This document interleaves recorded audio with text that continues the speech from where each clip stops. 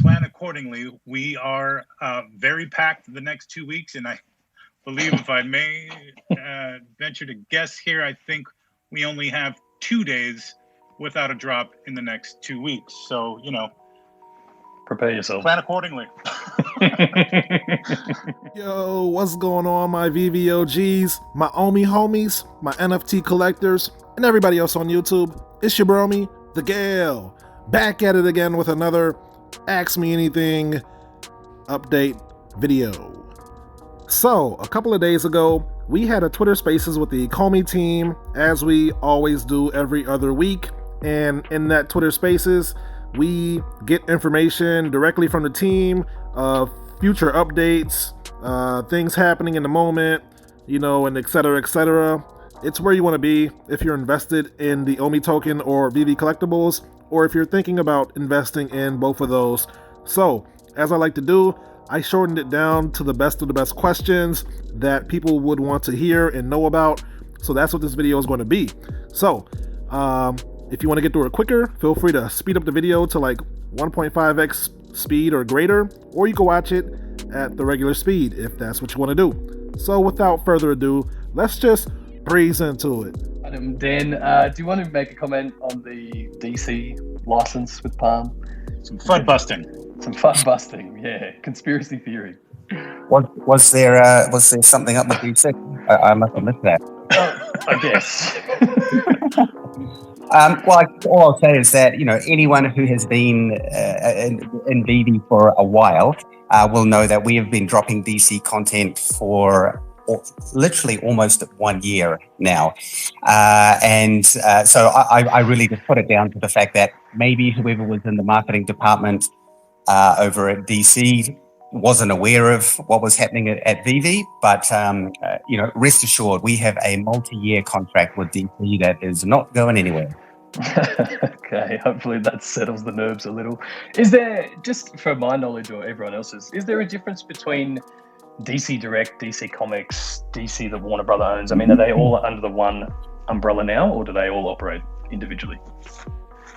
I actually don't know, to be honest. Okay. Cool. All right, fair enough. That's what we had there. The next thing, people have obviously seen that Dapper Labs are coming out with some NFL collectibles, doing moments there. I don't think anyone is really surprised by that. They've gone after the UFC, and it seems to be their ticket. Any particular comments on that? Only that, obviously, Dapper do an awesome product with their NBA Top Shot, and as you say, Reece, it's just inevitable that they will, more than likely approach other sports. That really is their sort of core operation, and I'm sure they're going to do something really good with the NFL as well. But I think just to reiterate about licensors, a licensor's job is to basically spread their IP and make money through many different avenues. So where you've got different options like, what we do at Veve or what, Top Shot do. And I'm sure there's going to be other NFTs that, offer something else in the future as well. It should be expected that, these IP companies will more than likely start to diversify into different forms of NFT. And this is obviously just my personal opinion. This industry grows. It's really only been just on a massive hype bubble since kind of the beginning of the year. So, I think it's very promising, that we see a lot of these bigger companies, moving into the space. I think just, when the tide rises, everyone benefits. So overall, I think it's a great thing. Yeah, I'll second that and completely agree. We really are in the earliest stages of these digital products. So, over the next few years, I think we're just going to see a lot of versions and iterations, whether that is licensed or unlicensed content. So hopefully. Yeah, and just to add to that, we haven't announced our sports category yet. So that obviously, as we've, communicated previously, we do one of the verticals that we will be releasing collectibles for is sports. And we do have a number of things in the works at the moment. So just keep that in mind. That right now we're really focusing on the evergreen pop culture kind of collectible. Obviously, people have seen that we've announced other categories like vehicles with General Motors. So just stay tuned. Yeah, perfect. I think most people have come to trust the way that we do things and release things these days. So hopefully that continues into the future. Now, David, speaking of which, earlier, I think he made some comments on the possibility of comics degrading over time, or if they were read or something like that. To my knowledge, that is not a feature we're going for, but maybe I'm wrong. Yeah, that was something we were discussing internally. It definitely hasn't been finalized. I mean, we're always looking at different options to improve or in this case, degrade the product. But I mean, it's nothing that we have locked in. I think David was just more like talking about it as it was something that we had been looking at internally. So yeah, nothing. I mean, number one, don't freak out. It hasn't been announced on the blog or anything. So take a step back, maybe meditate for a bit, have a few breaks, and don't worry about it. Yeah, sound advice. Just on that, David did mention in the video he did yesterday with NFT Oz, and I think you've alluded to this before, Dan, as another example. Maybe in the VV-verse, there's a digital black hole of sorts where people can potentially burn some of their collectibles to increase that scarcity. So really all we're looking at with these kind of ideas or features is other ways to add texture to that collectibles market. Is that pretty fair to say? Yeah, absolutely. And the digital black hole is still just something conceptual at this stage. But when we have collectibles that do have high number of commons, we want to look at mechanisms that will allow the fans to do something with them. Whether that's a digital black hole or, maybe at some point in the future you could, I don't know, burn 4 commons for something else. We're always looking at these ideas sort of into the future. Yeah, perfect. I think most people understand that anyway, and we'll continue to look for really ways to make it more fun, to create more options with your collectibles. So we'll stay on that. Now, there have been a few app updates in the last week. I think a back-end update went out, and obviously we did have a small outage yesterday. Do you want to just maybe bring up some of those updates and let people know where we are at? Yeah, so apologies everyone for the market outage yesterday. It was just a service in the back end which got maxed out. But it was all resolved in the end. And I guess to just say a PSA, if your collectibles don't sell immediately, don't stress out and lower the price by 50%, because if you do that, you're unfortunately the only one that's going to lose out. So, but yes, we do apologise for the outage on our side. We try to get it resolved as fast as we can. Now, on the app update side, we do have a release going out, I believe it's later today or tomorrow, with quite a few updates in it, which I just want to cover off. So the number one is that in your collection screen, we have now merged your collectibles and your comics. So when you're on your collection screen, you won't need to use that switch bar at the top anymore, and comics that you own will just simply show as another row on your collection. So it's much easier, way to do it. Number two is the floor price for each collectible or comic can now be seen when you are viewing a collectible, either one that you own or one in the market, so you don't always have to go into the market and find out what it is. In addition to that, on a collectible that you own, we've also added in the button that says there are X available in the market, so you can go straight to the market for that collectible from the view. We've also added back in the last price paid. So now when you're viewing a collectible that you own, you'll be able to see, number one, how many are in the market, you'll be able to see the floor price, and you'll be able to see the price you paid for it. So hopefully that should just make it a little bit easier for our fans. The buy now button not showing, that was affecting a small number of users, has been resolved. What else have I got here? Oh yeah, in the store, on the drop screen, some of the dates were a little bit off in terms of when the actual content dropped, so they have all been updated. A suggestion from one of our community members was to, when you're transferring a collectible from one user to another user, to show the from, who it's from. So, Reese, feel free to send me whatever valuable collectible you got. It's coming from whatever your username is. Yes, feel free to do the same. Yeah, okay, no worries. I can do that. Next up, we have when you're viewing your My Collectibles screen, there was an issue where the brand tag across the top were being limited. So that's now been fixed up. So you can see all the tags at the top there. Just makes it much easier to sort of filter your collectibles.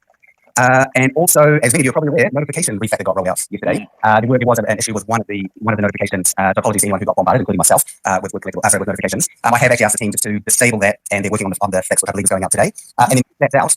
Basically, all notifications will be back in the app. So if someone comments on a feed post or anything to do with the market, notifications for drop, all of those notifications are coming back into the system. So that's going to be very, very helpful. So I'm looking forward to getting that one out. Yeah, super helpful. Yeah, and then just so people know what we are working on now for the next release, is that we're making some updates to the way collectibles are listed in the market. So now, when you click on let's say for example, you go into market, you click on collectibles, you'll then see all the individual collectible cards with the number that are available for sale. And when you click on that, it will now no longer show each individual collectible card. We've actually consolidated it all into a much more tidy vertical list, given that there's just so much content in the market now. And then there's some additional filtering options in there. So it just should be a much easier way for you to sort of browse through the collectibles and the comics that we have when there's a high number of them. So I think that's going to make things a bit easier. Yep, we're also working on just a revision to the whole sort of market comic flow, which again is going to make it significantly easier now that we're starting to get a lot more comics in there. And to be honest, even I find the comics a bit annoying at the moment. So hopefully in the next sort of 1 to 2 weeks we're going to roll that out, and we'll basically group all of the comics, by the common cover. And then when you tap on one of the comics, it will then show you all of the rarities, all the cover variants for that comic. And then when you click on one of those rarities, again, it will show you just a nice vertical list of the comics you want. So that's just going to make things a lot easier to sort of navigate through the comics section. And then the last one to bring up is in the same way that we've merged comics into the collection screen, we're also merging comics into the main store screen. And part of that update also includes if the comic is dropping, it will also show in the coming soon section, and the same the collectible series shows now. So again, just going to make it a lot easier for people to find the comics directly on the store landing page without having to use that damn annoying switcher bar, which everyone hates. It was a great idea. It was a great idea. Well, yeah, it was necessary at the time, but I think most of our OGs know that we always evolve and improve, especially when we get great feedback. Yeah, absolutely. So yeah, we've obviously got a lot of other stuff going on, but that's the main sort of updates for the next app release. But yeah, keep an eye out today. I think we're going to post on. So we're going to tweet the app updates when the new app's been released to the app stores. So yeah, definitely grab that one. It's got a lot of good stuff in it. I think, am I right that we're releasing some more detailed notes in the actual app store with each update now as well, so people can kind of find that information there? Yes, and now that we're getting more, more updates out there, and also we've got a few more people in the company now. So rather than just saying bug fixes and updates, a little bit more detail so you kind of know what new features have been rolled out. Yeah, perfect. One other update people are waiting on, we may as well update, is Showroom V2. I think last time we spoke, we were building a way so that people could keep their existing showrooms and then generate the second one. Is that still in the works? Yep, that is coming to its conclusion now. All of the back-end work has been done. Everything on the server side has been done. So that will be going into testing next week. I can't promise it'll be in the next app updates, although I want it to be in there. But it's getting very close to conclusion now. Nice. And just to reiterate there, for anyone who is building a showroom, once that update rolls out, you will no longer be able to generate the current showroom, the OG showroom. So if you want to keep some of those, make sure you generate them before we update to version 2. I think that's all that really needs to be said on that note. Now, one question I do get a lot of, and this ties into our next bit anyway, are all of these updates and things, are any of them going to be affected by the immutable migration, or are we kind of looking at two separate systems here? Yeah, very separate than the two separate systems. On one side, you've got the app, the actual app that you download, which is very separate from anything that happens on the blockchain. Obviously, there's a two-way street between the app and the blockchain, but for all intents and purposes, as we continue on with this migration, users won't be affected at all on the front end. In fact, the only time that our users will need to do something is when we come to phase 3, which is, if you're not aware of that, have a look at the article that we put out a couple of days ago. And at that point, then you have the option to do your manual token swap if that's the way you want to do it. And there are 2 automatic token swap options as well. So we'll be releasing some further information about that over the coming weeks. Yeah, for sure. And I will just take this moment to reiterate, please only use the official links. You'll find them in our documents and on our website and things, but just be aware that this is crypto and scams going to scam. So please use the official links. If anybody does want to take a look at that migration rollout plan, it is on the Ecomi blog, which just runs through the process. In the next few days, I'll look to release some more information about layer 1 and layer 2. That is really the only distinction you need to be aware of when it comes to your tokens. So some processes will switch your own tokens to layer 2, which means you can use them within the Veve app, but if you want to trade them or use them on exchanges, you need them on layer 1. And we've built a bridge between layer 1 and layer 2, which you'll be able to access through the Veve web wallet, which I think is only.veve.me, if I'm not mistaken. Right. Yeah, but same deal, I'll release more instructions as we progress through this migration so that everybody is aware of what's going on and understands where to put their tokens if they choose to. And just on that note, if you don't have AMI tokens, you will not be affected by this migration. Everything is sort of back end outside of that. Okay, I do have, is there any other immutable migration updates that we need to make people aware of? No, just really to recap where we're at, which is what Release covered off in his article that we're in. So basically all of the development has all been completed and the phase 1 of the migration is underway, which is transferring all of our existing user base. Phase 2, which will be next week, is basically transferring all of the NFTs or reminting the NFTs on Mutable. And then after that will be phase 3, where we get to the final step, which is the token swap. So very pleased to be coming to the end of this migration. So yeah, nice to get this one behind us. Absolutely. Yes, and one thing I did just want to touch on is that I did mention it briefly on the last AMA, which is that right now our focus is very much on the migration, which is quite a complicated process.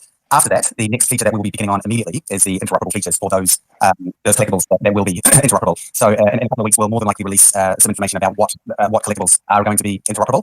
And just to cover that off for any new users listening today, that some of our licensors are open to interoperability and others are a little bit cautious about it at the moment. Understandably, as this is a very new area, like I say, it's really only been sort of hyped since January. So there is some trepidation from some of the licensors. But as I mentioned previously, I do believe that as we progress down over the coming months, we will start to see more interoperability with these other brands. Yeah, it just seems to be where the momentum goes. A few people dive in and try it out, a few licensors, and then everybody else gets their feet wet. So I think that will come. Now, I think you've been hard at work this week, Dan, on the Master Collector program and the OMI utility article that people have been waiting for. Have we got some updates on that? Yes, I have been working very hard on those documents. However, this has unfortunately been a week of firefighting, including yesterday, which was extremely stressful, trying to get everything back online. And then obviously we've got a ridiculous amount of drops. So I am running a little bit behind on that. So I don't think I'm going to get it out this week, but my aim is to have that out next week. I really just need to do some reviews internally with some of the teams just to make sure that I haven't promised anything that is going to be difficult to create. But yeah, I do apologize. I know I said it will be out this week, but sometimes that physical reality just gets in the way. That's what we get for putting dates of things. But yeah, that's it. It's around the corner anyway, so I think people will be fine with that.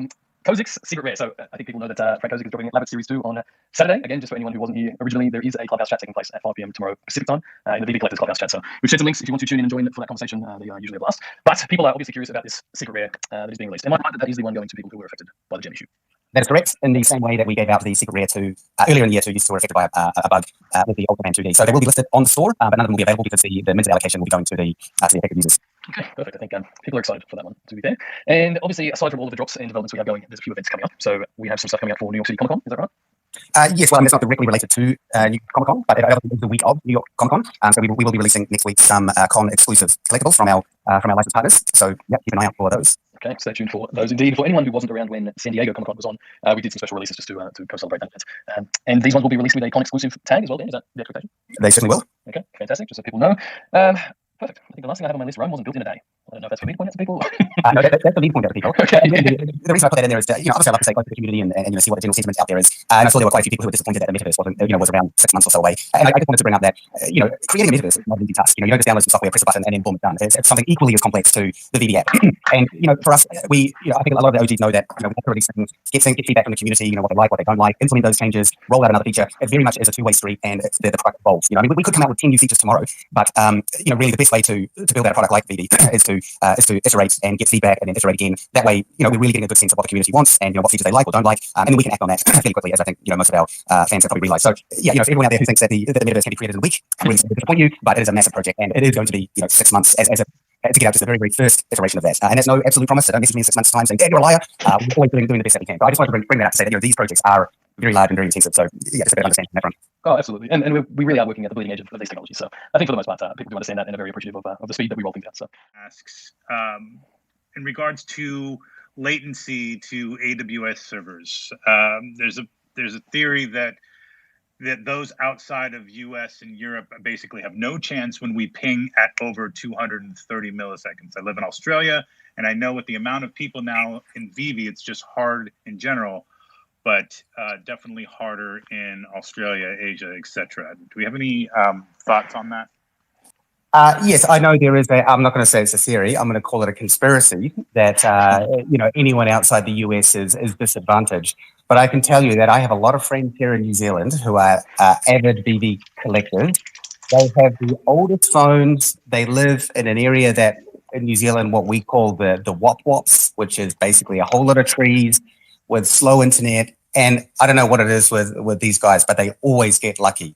So if people down here in New Zealand on a regular basis can get success, it just shows that there is, there's not a latency issue.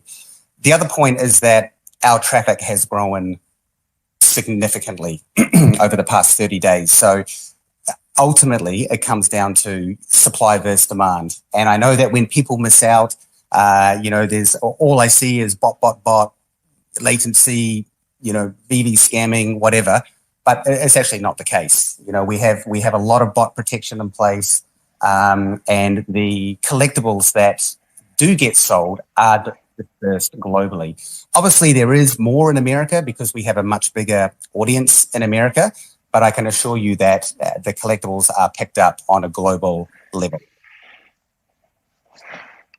Thank you. So yeah, I know it's frustrating, guys. If you feel like you're looking up charts and things of ping times, and it seems like you're not getting drops because of it's, a lot of people also are not getting drops these days because whereas we used to be able to buy multiple comics on a drop, we're lucky if we get one these days. It's just the amount of people that have come onto the app. It's just a good problem to have ultimately. Wait, you guys get one? What? I did today. Damn, I'm out.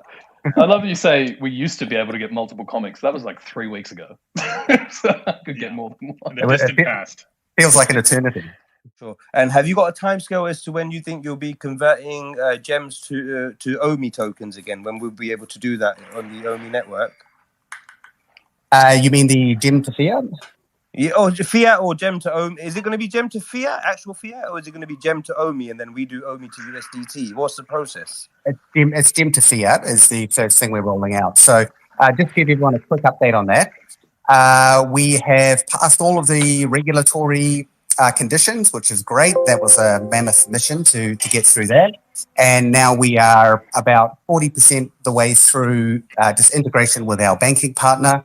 So I anticipate, maybe a couple of weeks, depending on how it goes, but we are down to the final final step on that one now. So I know everyone's Is that looking- worldwide? looking for Is that worldwide or in specific countries that you're getting close It's with banking worldwide. partners? It's It's worldwide. worldwide. Fantastic. Yeah. So once that banking partner is confirmed, they will be processing it into our local bank accounts. Correct. My question is specifically to do with the upcoming James Bond drop. Well, not specifically that drop, but MGM Studios. I can see that they're taking a licensor fee as well, similar to Marvel. And I believe it was stated before that in terms of this licensor fee, in terms of, the underlying OMI, 100% of that is burned. So I just wanted to kind of, I guess, confirm from you guys. I assume it will be like the same case with MGM and their 6% fee and any other licensor who takes an additional fee. 100% of that OMI will be kind of burned in terms of the fee amount. And if so, I guess we can expect the OMI burn to be higher than what we initially anticipated if that continues.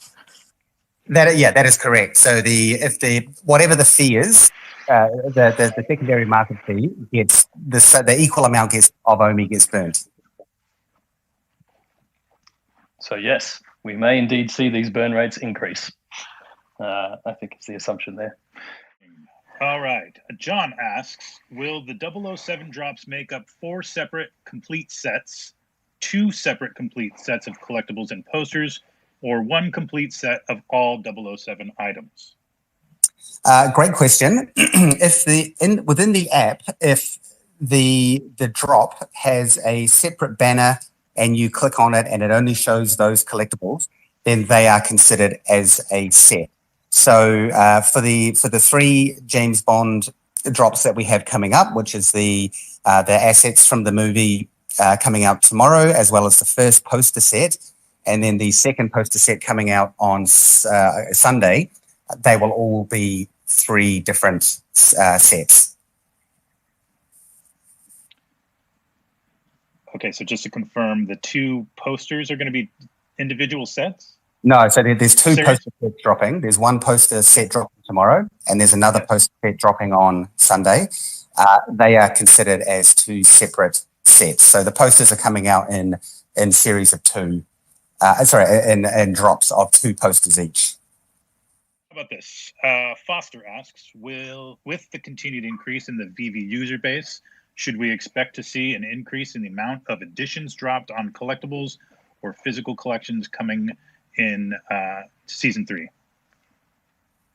I'm not sure what the reference to the physical collectibles are, but maybe comics or. Yeah, I don't know anything about the physical one, but on our digital collectible side, there'll be some drops that we do that will be of a higher edition, and then some that will be lower. Really, just we want to make sure that we maintain or keep some texture in the drops that we do, but also we need to make sure that they still remain collectibles, as in limited edition items. So it's unlikely that we will scale the drops as our audience grows dramatically. We might see some small increase, but like I say, if we scale the editions too high, they start to lose their collectability. Sorry, the question that we have, it's about the people that are still using bots to buy the collectibles, and why we are not using the CAPTCHA in all the drops, because I think this will be a little more fair to everyone. Okay, so just to cover that off again, we have massive bot protection on our side, and while a very small percent, like maybe 0.5% to possibly 1% might slip through, we have a lot of protection on our side, and where possible, as soon as a bot is detected, the account is disabled. So, I see this all the time, like Veve's bot, but I can tell you it is not. Now, when it comes to the capture, the capture is actually dynamic in the sense that if you are detected as a threat, or if there's anything untoward about your activity, then you will see the capture. Over time, for each user's profile, the capture builds up a like bit of a knowledge base about you and how you act. And if it feels that you are not a threat, you will not see the capture, because hey, we all hate clicking the bus or plane or whatever it is. So don't think that, you know, some people are getting it and other people aren't because of some selection. It actually comes down to how the system detects your activity. So I heard we were talking about, you know, how many users we have. And I seen, you know, a couple weeks ago, I think we seen that it was just surpassed over 700,000. And I've noticed it's gotten much harder even since then. So do we have an update on how many users we have on the platform as of now?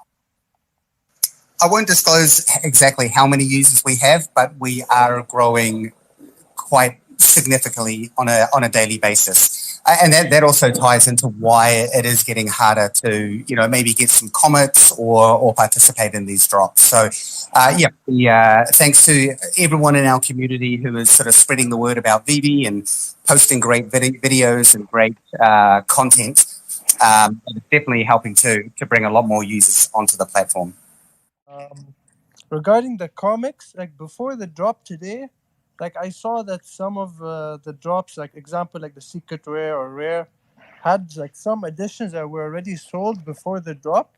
Is that normal, or is that like allocated to the team, or is that like a glitch on my end? Do you know what I'm talking about? Yep. Yes. So basically, with all of the collectibles, and that includes the 3D assets and the comics, there is a portion of each rarity set aside. Now, just to totally quelch this, they don't all go to the team. You know, we're not all sitting here on hundreds of collectibles ourselves. You know, they are allocated for licensors, they're allocated for promotion, they're allocated for artists. So that's why the company holds some back. Also because we would have no chance in the drop to get, you know, the amount that we need to allocate to the licensors as per our contract. So yeah, the team, you know, we might get one or two at some point in the future, but that is the reason. Collectibles and comics, there are some held back in the company wallet. Please let me know how I can apply for these one or two collectibles, Dan. That sounds great. Confirm that I have paid for all of my collectibles. When you know, let me know. Yeah. Good. I just wanted to touch base and quickly ask about the Veveverse and land. I know we're a pretty good long ways out, but I'm well ready to wait. I know that Dan mentioned that we might be able to possibly rent land in the future. I just wanted to know if there's any establishment that you guys might plan on having, whether it be like a brokerage or an Airbnb platform where people can facilitate rental transactions. Like, let's say Kanye West wanted to throw a party at Ray Fixie's mansion next to the Veveverse #1 museum, and Ray will charge him 500,000 Omi for the month, or whatever the case may be. But, you know, he doesn't want to do all the work. If I can facilitate that or whatever. Yep. I understand the question. Dan, Veve B&B? Is that what we're going to say? Yeah, well, I can't say that we're in a partnership with Airbnb at all. But yeah, the idea is to allow is to build out renting facilities. And, you know, I mean, this is something for further down the line. And that would include things like your land. Exactly as you say, if you've got an epic, you know, home in the Veveverse and someone wants to rent it off you for a watch party or a concert, that is what we are aiming to do. And also along the lines of collectibles as well. You know, like let's say you want to go out over the weekend and take photos with your with a golden lucky, but you don't have one. We're aiming to build in a feature where that can be rented off another user. Perfect. And just in case anybody needs a Veve loan shark, I will be taking applications. Happy to assist there. Lowest fees, right, Rick? Yeah, that's it. I'll break your digital knees. Down asks, any plans for integrating community-made assets in the Veveverse? Think about Sims and those custom-made assets or mods that anyone can download and integrate into their own experience. I know this is freaking hard, but mods would be amazing. Fire emoji. As part of the Veveverse, I am definitely looking into creator content. Obviously, that is, going to expand out the offering of what people can do in the VBverse, whether it's, having something unique that you've managed to purchase off another user, or it could be things like, in your avatar, maybe we allow the option to download the template, and then, I don't know, maybe we can have a couple of Reese memes on your there is quite a bit of work involved in that, because obviously we need to have you'll have to sign up as a creator. Then there's going to need to be some sort of submission and approval process for any content that goes onto the platform. So I do think it's a good idea, and it is something that that I have scoped out to some degree. Because like I say, if we can allow creators to come in and offer their own content, whether for free or paid, I think that's a really good addition to the VVverse version 1000. Yeah, just a little way down the line. Just while we're touching on customization, have we got any accessories updates? For anyone who may not be aware, there are planned accessories for your digital showrooms, but anything there, Dan? The accessories is next to go back into the pipeline. Obviously, we're all kind of hands on deck with the migration and a few other features that we are building out in the back end. That'll be released a bit later this year. And then obviously we've got the web platform and a whole bunch of other things on the go. So I am super excited for accessories, because it's just really going to allow us to take showrooms to the next level. I don't have an exact date as to when that is going to be rolled out, but it is coming back up in the development schedule. Perfect. Back on the table. That's what people will want to hear. Now, just is regarding the scarcity of land. I know this is far down the future. I just want to know your thoughts on how you lay out the scarcity for digital land. How does that work? Thanks. Yeah, best to wait for the article to come out on that one. Okay, no problem. My next question. I know that I'm going to be really quick. I know that we're connecting our digital collectibles with movies. For example, the James Bond, No Time to Die. Do we plan doing like having tickets, like movie tickets with our collectibles, or something like that down the road, possibly? Or I mean, as licensees, we are open to a lot of different options. So I can't predict the future as to what's going to happen on that side, but I would hope that we start to see more utility on the from the NFT side into the real world, like that kind of thing. Whether it's access to a movie or access to people. I actually personally believe that is how NFTs are going to evolve moving into the next couple of years. I basically wanted to just get an idea. I know VVverse is kind of out there 6 months. Is there like a gamification aspect that could come prior to that that would, work with the collectibles that we have now?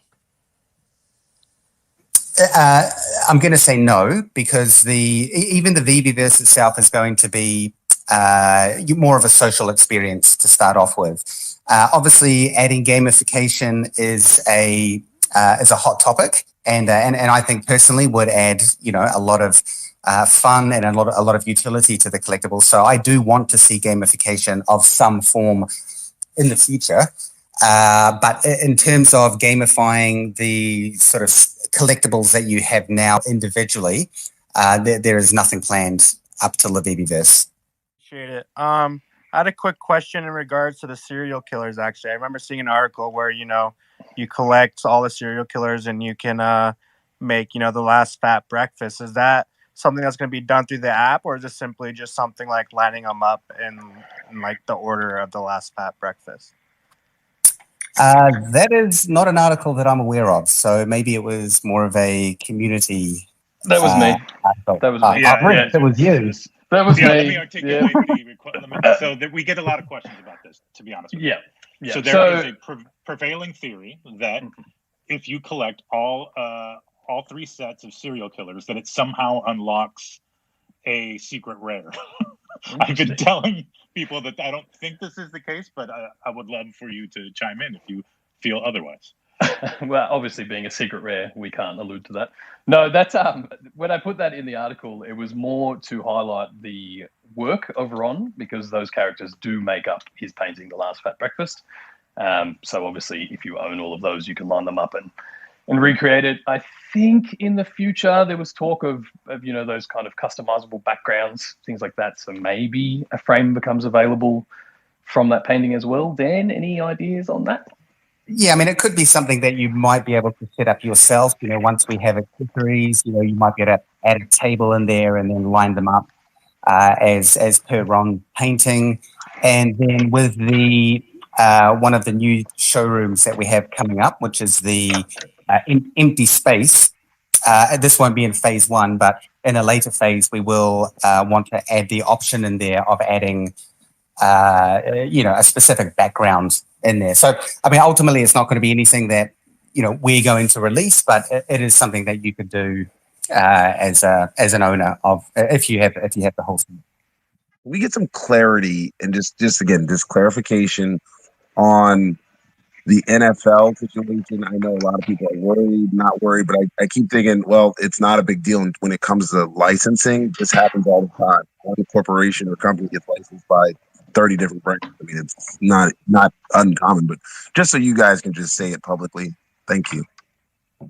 Yeah, I did cover this off right at the beginning of the AMA, and you are exactly right. These IP companies, their job is to spread the word and to spread their IP out to as many different areas as they can. And like I mentioned, there are a number of different types of NFTs out there now. Obviously, you've got Dapper doing their moments, which are really cool, and then you've got us doing our kind of 3D statues. So we will be announcing more about our sports category coming up. Question. I've definitely been looking forward to the Viviverse, and I know earlier this year we were told we would get the Viviverse this year, and we're going to get it next year, and that's fine. But I was wondering, is it because we plan on getting more features on the Viviverse, or is it maybe because the developmental timeline got pushed back? Thanks, guys. Yeah, it's the latter. Obviously, we had grand plans coming into this year of all of the features we wanted to build and roll out. And then all of a sudden we had hundreds of thousands of users. So we had to go back and do quite a bit of re-engineering on the platform, basically just to keep up with the demand. And then in addition to that, we had, we needed to release comics for Marvel. So the main reason for any sort of delay on features we might have mentioned earlier on is purely down to the growth and what we've had to do, within the team internally to accommodate that growth. So it is a little bit unfortunate that all of the features have been pushed out, but it's also great because the platform's really taken off, and I think bringing a lot of fun and enjoyment to people. That leads me to my real question of the Viviverse and potentially using these vehicles. I'm thinking like Superman 64 multiplayer, where you're not really too high off the ground. It's like very, very low levitating. So like if you get a static one of these gliders, would we be able to see it like a quarter machine kind of static thing where our avatar just sits in it and it doesn't really move? And then if you get the ultra rare, you can actually just kind of like glide around the ground and shoot people or something. I'm not sure about shooting the fan, but ultimately, my goal is to have a higher degree of interactivity. I mean, I think everyone wants to be able to drive their DeLorean or drive around the Ecto One or the other vehicles that we have coming up. So no promises, especially in V1. But ultimately, that's the plan: is that we will be able to utilize those collectibles in some way. Hey everyone, I have a quick question. I'm not sure if this is something that y'all are working on or have thought of, but I would love if there's a feature where you can, let's say your showroom, you have a certain way, and you can save the way you have it in your showroom, however you designed it.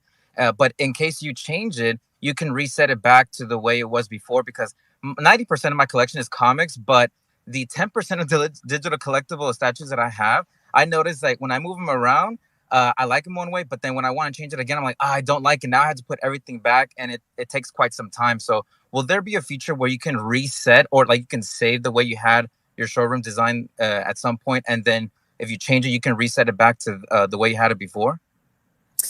In version 2, we don't have the ability to save a state, really, which is kind of what you're asking. If if I can save all of my collectibles in a specific type of format. However, in version 2, we do have already implemented the undo redo. So if you do move your collectibles around and you think, oh, damn, why did I do that? It looked way better how it was. You will be able to undo all of those steps to revert it back to how it is. But I'll have a think about the states option. It could, it's a little bit complex, but it potentially is something we can do. So I'll put it on the scoping list. It's like a saved game, right? Like a checkpoint we can go back to. Right. A lot of social media platforms are allowing us to connect our NFTs collections to, to show authenticity, show us that it's connected, to show that we own it. Is there any plans for Veve to do anything like that? Twitter specifically is doing it. Yeah, I've seen the Twitter news. I think that's a really cool feature that they're bringing out, just to show that you actually do own that item. And once we have migrated over to Immutable, it's going to be a lot easier for us to start doing that. So it's not on our immediate radar, but as it's as the platform expands, then we more than likely will be bringing in some form of verification or authenticity. When that's going to happen, I'm not too sure. I think. Thank you. You're right. I think just the way that Twitter is designing that, as soon as some of our NFTs become interoperable, you would theoretically be able to use it the same way that they are using CryptoPunks to verify, for example. It just connects to, one of 10 or 15 Web3 wallets like MetaMask, and that's how it verifies. So it's not. I don't think it's something we have to do anything for directly to be able to take advantage of that service. But we'll see how that story plays out. Hey guys, I got a question about gem to fiat. So when we buy 100 gems for $100, obviously Apple or Google take a cut. You guys have maybe a revenue share with licensors. So my question is, if on day one, everybody runs to convert their gems to fiat, is that going to be an issue? Are there going to be gates or any limitations? Oh my gosh, I didn't think of that. No, of course it will be. So a couple of things. As I mentioned in previous AMAs, when the gem to fiat opens up, we're not opening it to everyone on day one. It is going to need to go through, at least a couple of weeks of bringing in a set group of people, having them try it out, make sure everything's working fine, and then we will start to open it up to more and more users. Now, in terms of the licensor fee and such, I mean, basically, it's not really affected because you are buying a gem that is backed by $1, and you can basically cash that out. There's only licensor fees once you purchase a collectible, and then obviously those gems that you have used to make the purchase are removed from circulation. And then also just to consider that, when the web platform goes live, you will be able to purchase obviously directly with credit card. So for all of those users out there now who suffer from the in-app purchase additional taxes, which is not anything on our side, it's often country specific. Some countries have a digital tax which goes on top. But once you can purchase with a credit card, then you won't be subject to any of those kind of taxes anymore. And I believe that once the web platform goes out, we are going to see a lot more people gravitate towards that platform because obviously they're going to get sort of more bang for their buck. Yeah, that makes sense. And I'm looking forward to the web platform. I have one more really quick question. I think you guys are actually doing a great job about bots. I don't buy the conspiracy. One thing I am concerned about is let's say I'm running an internet cafe with an amazing internet connection, right? And I have 50 Android phones. Wouldn't I just pay people $10 to sit in and smash a button to get these drops? Are you guys, monitoring for IP addresses that are getting a bunch of these drops? That's something we have to be very careful about because, Veve for many families has become a weekly family activity. And, banning IP addresses actually opens up a whole raft of issues. Like, for example, let's say you work in a skyscraper in a city, and the office you work in has one IP address, and then there's 20 Veve collectors working in that office. They would ultimately be shut out. So it's actually not a solution that will bring any benefit to anyone. And that's the video, my friends. If you made it this far, congratulations on taking an interest on one of the world's greatest investments, and thank you for watching. If you learned something or enjoyed the content, feel free to drop a like on the video and consider subscribing for more information like this and Veve and Ecomi content. So yeah, I think enough was said in that AMA. Bullish times are ahead, and stay tuned and buckle up. And with that said, nothing in this video was financial advice because I'm not an expert, and yeah, so take everything that you hear with a grain of salt because things can change. So with that being said, thank you again for watching, and I'll catch you guys in my next video. Until then, peace out and hodl strong, my friends. Later.